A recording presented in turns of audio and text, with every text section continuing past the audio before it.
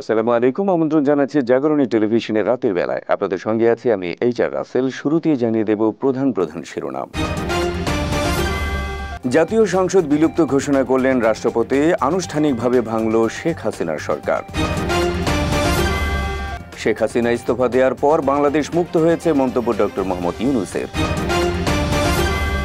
এবং মুক্তি পেলেন সাবেক প্রধানমন্ত্রী ও বিএনপি চেয়ারপারসন বেগম খালেদা জিয়া। বিএনপিতে স্বস্তি। শুনছিলেন প্রধান প্রধান শিরোনাম, এবারে জানাবো বিস্তারিত।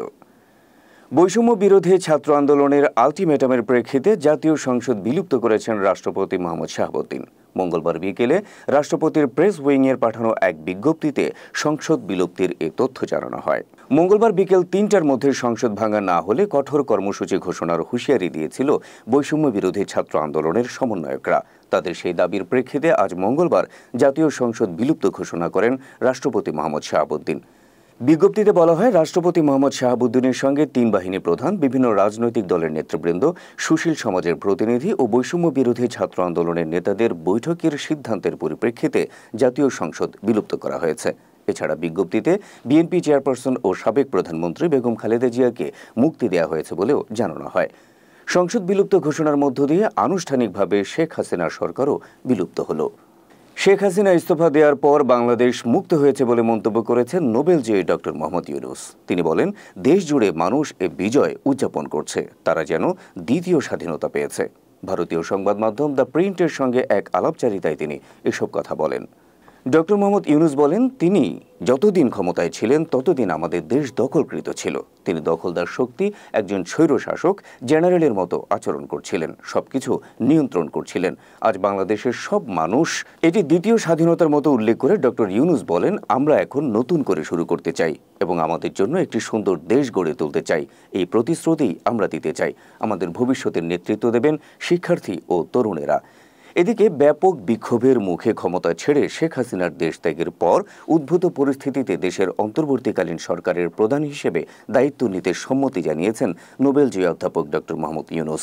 বৈষম্য বিরোধী ছাত্র আন্দোলনের সমন্বয়কদের প্রস্তাবের প্রেক্ষিতে তিনি এ সম্মতি দিয়েছেন। এ বিষয়ে ডক্টর ইউনূস বলেন, শিক্ষার্থীরা যদি এত ত্যাগ স্বীকার করতে পারে, দেশের মানুষ যদি এত ত্যাগ স্বীকার করতে পারে, তাহলে আমারও কিছু দায়িত্ব আছে। অবশেষে মুক্তি পেলেন সাবেক প্রধানমন্ত্রী ও বিএনপি চেয়ারপারসন বেগম খালেদা জিয়া। ৬ আগস্ট মঙ্গলবার বঙ্গভবনের প্রেস উইং এক সংবাদ বিজ্ঞপ্তিতে এ তথ্য জানায়। আগের দিন সোমবার রাষ্ট্রপতি মোহাম্মদ শাহাবুদ্দিনের সঙ্গে ৩ বাহিনীর প্রধান, বিভিন্ন রাজনৈতিক দলের নেতা, সুশীল সমাজের প্রতিনিধি ও বৈষম্য বিরোধী ছাত্র আন্দোলনের নেতাদের বৈঠক হয়। সেই বৈঠকে উপস্থিত ছিলেন বিএনপি মহাসচিব মির্জা ফখরুল ইসলাম আলমগীর সহ অন্যান্য নেতৃবৃন্দ। সেই বৈঠকের সিদ্ধান্ত অনুযায়ী বিএনপি চেয়ারপারসন বেগম খালেদা জিয়াকে মুক্তি দেওয়া হলো। ২০১৮ সালের ৮ ফেব্রুয়ারি দুর্নীতির ২ মামলায় সাজা পেয়ে কারাবন্দী হন বিএনপি চেয়ারপারসন খালেদা জিয়া। ২ বছরের বেশি সময় তিনি কারাবন্দী ছিলেন। পরে পরিবারের আবেদনের প্রেক্ষিতে সরকার এক নির্বাহী আদেশে খালেদা জিয়ার সাজা ২০২০ সালের ২৫ মার্চ পর্যন্ত তাকে শর্ত সাপেক্ষে মুক্তি দেওয়া হয়। তখন থেকে ৬ মাস পরপর মুক্তির মেয়াদ বাড়িয়ে দিচ্ছিল সরকার। ছাত্র আন্দোলনের মুখে ৫ আগস্ট আওয়ামী লীগ সভাপতি শেখ হাসিনা প্রধানমন্ত্রীর পদ ছেড়ে বিদেশে পাড়ি জমানোর একদিন পরেই মুক্তি পেলেন খালেদা জিয়া। এতে বিএনপির নেতাকর্মীদের মাঝে নেমে এসেছে স্বস্তি। দর্শক, এই পর্যায়ে নিচ্ছে ছোট্ট একটি বিরতি। বিরতির পর যা থাকছে: বাংলাদেশের জনগণের পাশে রয়েছে ওয়াশিংটন, জানালেন মার্কিন মুখপাত্র ম্যাথু মিলার। এবং বাংলাদেশ ফুটবল ফেডারেশনের সভাপতি কাজী সালাউদ্দিনের পদত্যাগ দাবি ২৪ ঘন্টার আলটিমেটাম। মানবদেহের নানা রোগ ও রোগ প্রতিরোধে সচেতনতা বাড়াতে জাগরণী টেলিভিশনের স্বাস্থ্য বিষয়ক অনুষ্ঠান স্বাস্থ্য নিরাময় বার্তা শীঘ্রই দেখবেন জাগরণী টেলিভিশনে।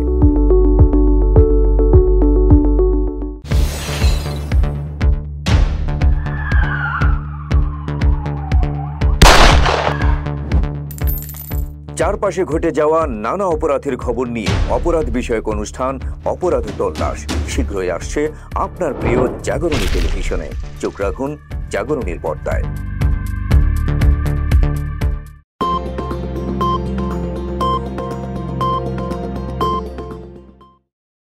বিরতির পর আবারও স্বাগত জাগরণী রাতের বেলায়। ওয়াশিংটন বাংলাদেশের জনগণের পাশে রয়েছে বলে জানিয়েছেন মার্কিন পররাষ্ট্র দপ্তরের মুখপাত্র ম্যাথু মিলার। তিনি জানান, বাংলাদেশের বর্তমান পরিস্থিতি সতর্কভাবে পর্যবেক্ষণ করছে যুক্তরাষ্ট্র। সেই সাথে সহিংসতা থেকে বিরত থাকতে সব পক্ষের প্রতি আহ্বানও জানান তিনি। মার্কিন পররাষ্ট্র দপ্তরের নিয়মিত ব্রিফিংয়ে দপ্তরের মুখপাত্র ম্যাথু মিলার বলেন, আমরা গণতান্ত্রিক শাসন দেখতে চাই। আমরা চাই বাংলাদেশের জনগণ তাদের সরকার ঠিক করবেন। এ বিষয়ে আগামী দিন ও সপ্তাহগুলোতে আমরা নজর রাখব। অন্তর্বর্তীকালীন সরকার প্রসঙ্গে মিলার বলেন, এক্ষেত্রে জনগণের গণতান্ত্রিক প্রত্যাশার প্রতিফলন ও একটা গণতান্ত্রিক সরকার প্রতিষ্ঠার পথ সুগম করার বিষয়ে তারা জোর দিচ্ছেন এবং এটি গুরুত্বপূর্ণ। গত কয়েক সপ্তাহে অনেক প্রাণহানির ঘটনায় উদ্বেগ প্রকাশ করে মিলার বলেন, আমরা শান্ত থাকার ও আগামী দিনগুলোতে সংযম প্রদর্শনের জন্য সবার প্রতি আহ্বান জানাচ্ছি। আমরা অন্তর্বর্তীকালীন সরকার গঠনের ঘোষণাকে স্বাগত ও বাংলাদেশের আইনের সঙ্গে সঙ্গতি রেখে ক্ষমতা হস্তান্তরের আহ্বান জানাই। দর্শক, এবার চলুন খেলাধুলা জগতে।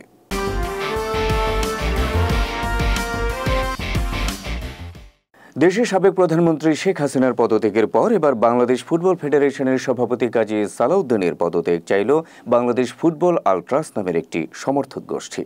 দেশের সাবেক তারকা ফুটবলার সালাউদ্দিনকে পদত্যাগ করতে 24 ঘন্টার আলটিমেটাম বেঁধে দিয়েছে সংগঠনটি। কাজী সালাউদ্দিন আহমেদ দীর্ঘ 16 বছর ধরে বাংলাদেশ ফুটবল ফেডারেশনের সভাপতি হিসেবে দায়িত্ব পালন করছেন।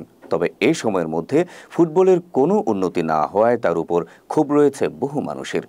দেশের এই পরিবর্তন লগ্নে সেই ক্ষোভেরই বহিঃপ্রকাশ ঘটালো ফুটবল আলট্রাস। এরই মধ্যে আলট্রাসের কয়েকজন সদস্য বাংলাদেশ ফুটবল ফেডারেশন ভবনে গিয়ে সালাউদ্দিনের পদত্যাগ সংক্রান্ত লিখিত একটি চিঠি দিয়ে এসেছেন। এদিকে সামাজিক যোগাযোগ মাধ্যমে আলট্রাস সভাপতি আমিনুল ব্যাপারী শিপলু সালাউদ্দিনকে পদত্যাগের আলটিমেটামের আনুষ্ঠানিক ঘোষণা দেন। সেখানে 24 ঘন্টার মধ্যে স্বেচ্ছায় পদত্যাগ না করলে তাকে টেনে নামানোর হুঁশিয়ারি দেওয়া হয়। সেই সাথে মঙ্গলবার বাফুফে ভবন দখল নেওয়ারও ঘোষণা দেয় সংগঠনটি। এদিকে আলট্রাসের এই ঘোষণার মিশ্র প্রতিক্রিয়া হয়েছে ফুটবল সংশ্লিষ্টদের মধ্যে। অনেকেই এভাবে ফেডারেশন দখল কিংবা জোর করে সালাউদ্দিনকে নামানোর প্রক্রিয়াটি ফুটবলের জন্য ক্ষতিকর হতে পারে বলে মন্তব্য করেছেন। দর্শক, এবার বিনোদন জগৎ।